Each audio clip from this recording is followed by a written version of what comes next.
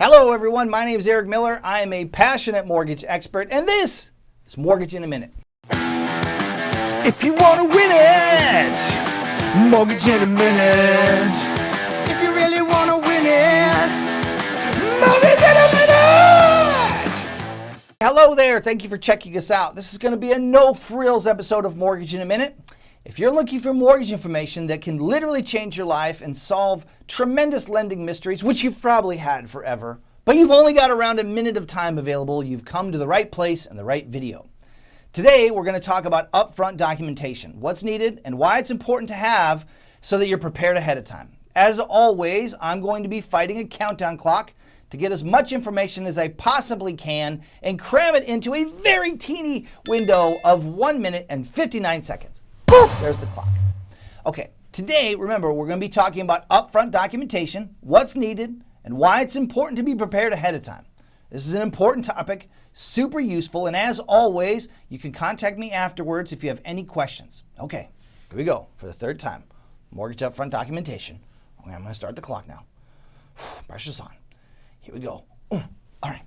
When you're first looking for a home, it's important that you gather upfront documentation and have it ready. Now, everyone's situation is a little different, so there are some specific things that pertain only to you from a documentation standpoint, but basically, the upfront documentation falls into three major categories: income, assets, and loan-specific things for you. All right, let's start with monthly income.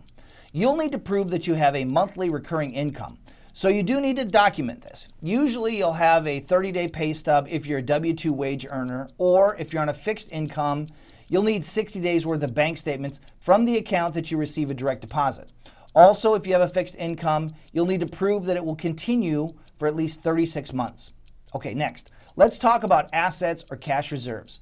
You'll need to show how much money you have for the down payment and closing cost, and in some cases, you'll need to show additional monthly reserves in special circumstances.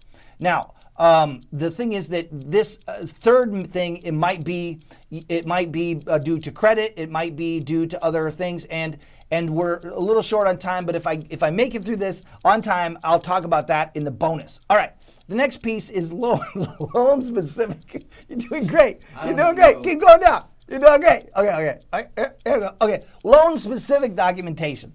All loan documentation requires federal form of ID plus some loan-specific things, like if you're doing a refinance, you'll need a current mortgage statement, or if you're doing a VA loan, you'll need a DD-214, otherwise known as a certificate of eligibility.